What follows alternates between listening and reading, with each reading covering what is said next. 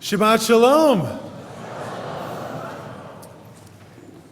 There's an old saying that before you criticize someone, you should walk a mile in their shoes.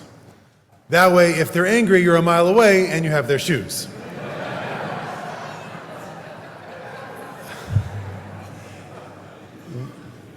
Earlier this week, I read something about something that happened to a friend of mine in Israel, and it just made my blood boil. And what it was, doesn't matter, talking about Kiddush about it. It's one of the million things that any of us could see in our daily lives that make us want to criticize something, that make us want to rebuke, that make us want to stand up and speak out or say something. There is a lot in our world that we see as something that is wrong. And the language of rebuking, of reproach, is sort of foremost, it feels like, for many of us. Right? And it feels like that's the thing I can do. Someone should say something. I should say something. Why didn't that person say something? Right? We look to it from our elected officials. We look to it from our sports stars. We look to it from our rabbis. We look to it from everyone around us, right? That words of anger often, or words of hate, or words of criticism is what we feel like we have. And it is something I have been thinking about for a very long time, but it's something we read about in our Torah reading this morning. Right? God actually tells us that we have to rebuke, that we have to criticize someone or something. And I want you to just take your Chumashim back out. Put it right here. And I want you to turn to page 696. We're going to look at the book of Vayikra, chapter 19, verse 17. Because in our holiness code, right, the things that make us holy or distinct or separate or whatever it is that holiness is, right, the thing we are commanded to do comes with this line. Lo tisna et achicha bilvavecha. Do not hate et achicha, your brother, your kinsman, your someone that is connected to you, bilvavecha, in your heart. Hocheach tochiach et amitecha. Right, that the hocheach means to reproach, reprove, rebuke. In the infinitive absolute here, you really got to do it, right? You shall reproach your kinsman, et amitecha, your kinsman, velo tisa alav chet, and do not incur guilt on their account. This verse is complicated and incredibly important for us right now. So I want you to look at it again. I even want you, we got a little time, don't worry, to turn to the person next to you. I want you to read this verse again. And I want you to talk to them about what is going on here. I read 3 distinct clauses. You might see others. Do not hate your fellow in your heart. Surely you must reproach them. And do not bear sin on their account. So my question for you is, what is the relationship between these 3 things? And what does the Torah want me to do by commanding me to be holy in this way? Do you understand? What is the relationship between the 3 clauses? And what practically is the Torah asking me to do? Turn to the person next to you. If you don't know them, say, "Hi, Shabbat Shalom, my name is Ethan, it's nice to meet you." Introduce yourself and ask these questions. Ready, set, go.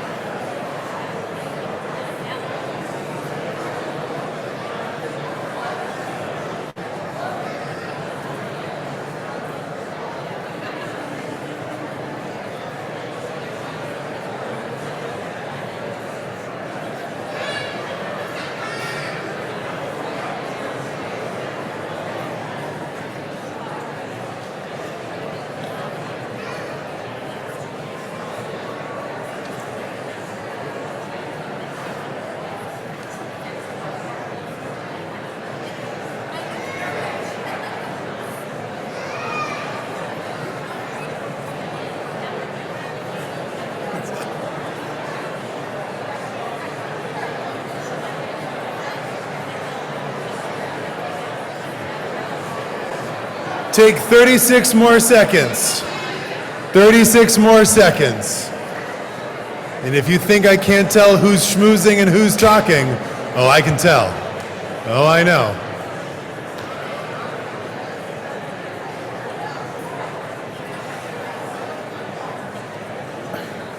All right, let's bring it back.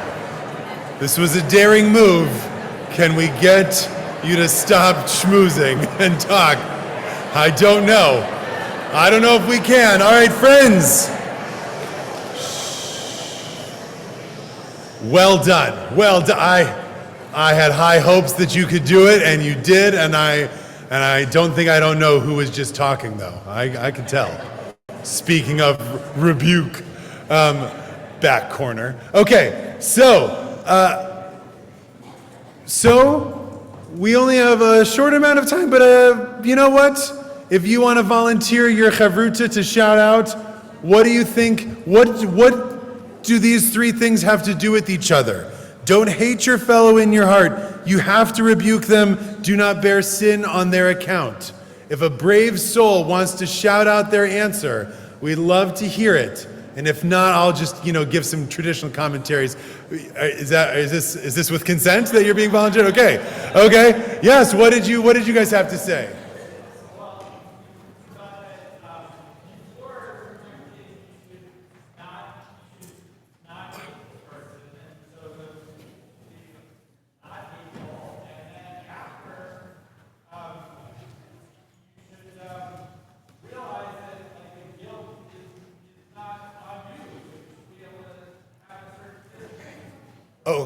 Okay, very nice. So, should I interrupt you in the middle?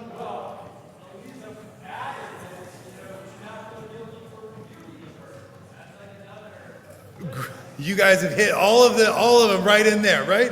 So we've got, I'm going to repeat it, and we'll listen to a couple more. So we've got that you should check, when it says don't hate your fellow in your heart, before it says you have to reproach them, what it's saying is, before you reproach them, check and see, am I doing this because they did a thing I don't like, or am I doing this because I've hated them ever since the 4th grade, or whatever it is, right? And that is not a rebuke that one should give. I love it. And then when it comes to bearing guilt on their account, the question there is, repeat it, Eliza. One is, don't feel guilty for doing it, right? Are you from the Midwest?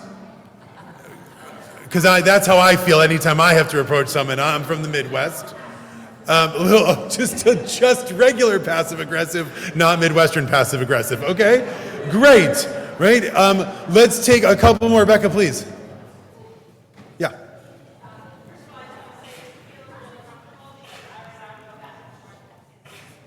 Oh.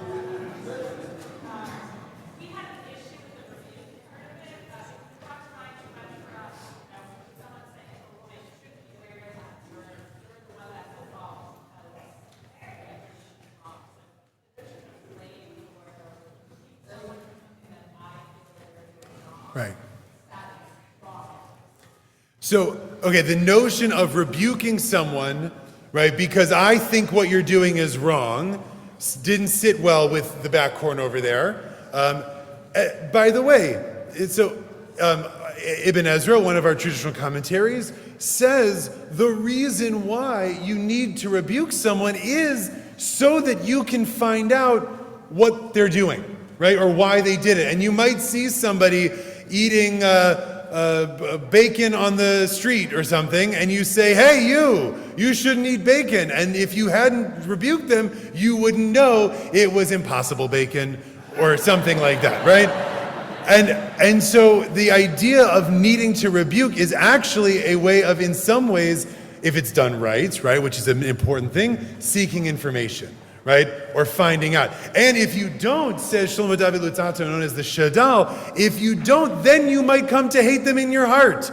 Because you're walking around thinking, that person cut me off in traffic because they're horrible, and that's the worst, and you don't know that they have named your emergency for which it would be okay for them to cut you off in traffic, right? You don't know that, and so you're walking around with this hate, which then turns into guilt. That sparked a lot from other people.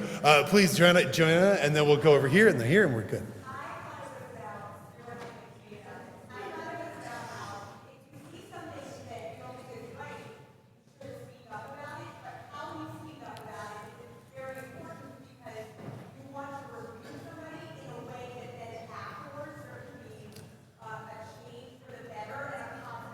Nice. Very nice. So Joanna, you guys intuited both Rashi and Kliyakar, right? Rashi, one of our traditional commentaries, says the point of this whole verse is that when you rebuke, you have to rebuke someone in a way that they will not feel embarrassed, right? And that's actually the don't bear sin on their account is the sin of embarrassing someone in public if you rebuke them in the wrong way, which is an interest. That's not maybe what I read it as. And then he says that when you rebuke someone, he is very a close reader of the text, and it says, Achicha, Amitecha, your brother, your fellow. You should only rebuke someone if you know that they will be able to hear it. If you're close enough, right, then it's okay to rebuke someone on the street, online, whatever, right? Like that's not a high percentage rebuke. You're probably going to do something wrong. You're going to embarrass them. So stay away from posting, says Rashi. But then Kliyakar, one of our later commentaries, he reads the don't bear sin on their account as maybe the way that at least I read it in my first glance, which is complicity, right? If the person is eating bacon on the sidewalk and I walk by and just sort of say, hi, how are you, right? Someone might think, that the rabbi says that eating bacon is okay because when he saw someone, or something like that. Okay, right? It was impossible bacon, don't worry, you're fine.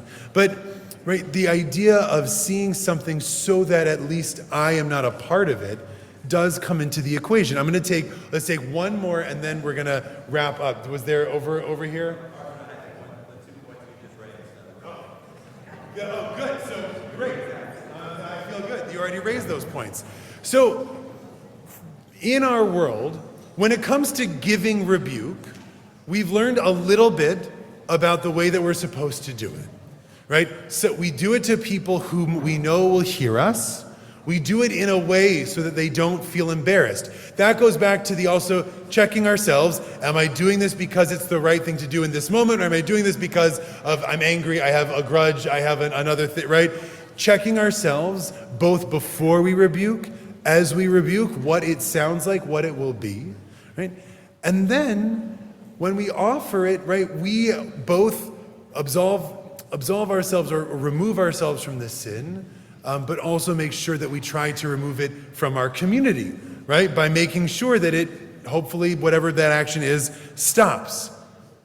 So that's giving rebuke, which for those of us from the Midwest is the hard one. But for most of us, I think it's the receiving a rebuke that is a little bit harder to do, right? When we get the criticism. And I want to share a brief vignette and a story, and then we're done.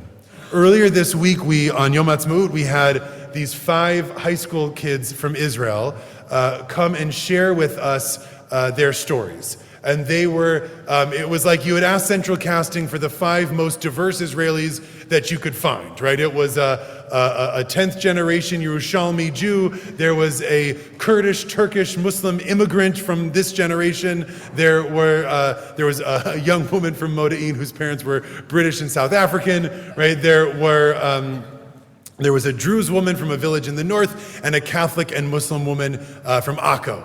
And they have been a part of this program where they get together on Zoom and they have these debates about Israel and the world and what it is. And then they wrote creative writing things about it and shared their creative writing with us. And it was lovely and it was a beautiful thing, and their stories were impressive and inspiring.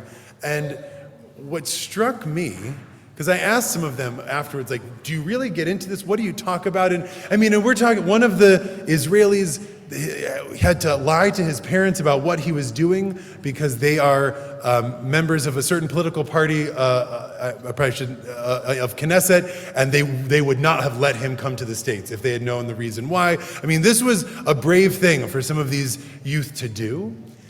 And they said, yeah. I said, so when you talk, like your writing is very hopeful. What do you talk about? And they say, no, we talk about everything. I tell this person about all the horrible things that his parents have done to my parents, and I tell this person about all the horrible things that happened to my grandparents when they came here. Right? Like they really get into it.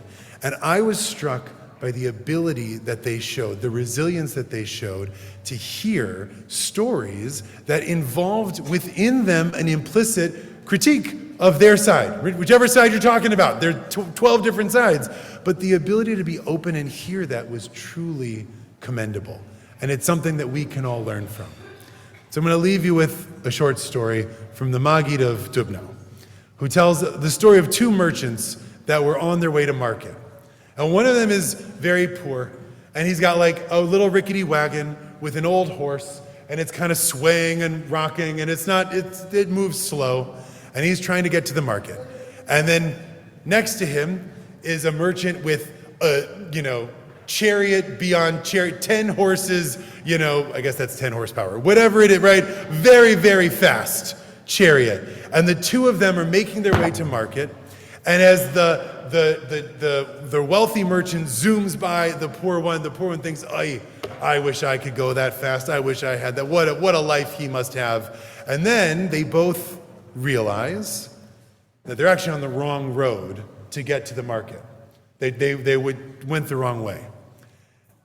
And so for which one of them is it easier to turn around and get back to the intersection and go the right way? Our fellow in the rickety wagon that doesn't move so well, because he was not as far down the path. So too says the Maggid of Dubno, when we hear criticism or when we live our lives, if we are so sure of ourselves that we are just barreling down the road of righteousness, that we are correct, everything we do is right, everything we know is true, everything we are is exactly perfect, it's going to be very hard to see when we make a wrong turn, or hear when we make a wrong turn, or when we do know to get back to where we need to be. If we are a little shaky sometimes in ourselves, if we move a little slowly down the road, if we think we might actually be on the wrong road every once in a while, it's going to be much easier to hear when someone comes along and tells us that.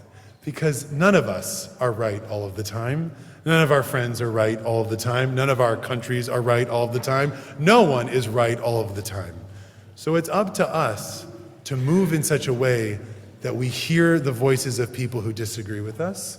We hear that rebuke as much as we offer it when it's time to offer it too, but so that our wagons can get to where they need to go and move down the road at the right speed. Shabbat shalom, friends.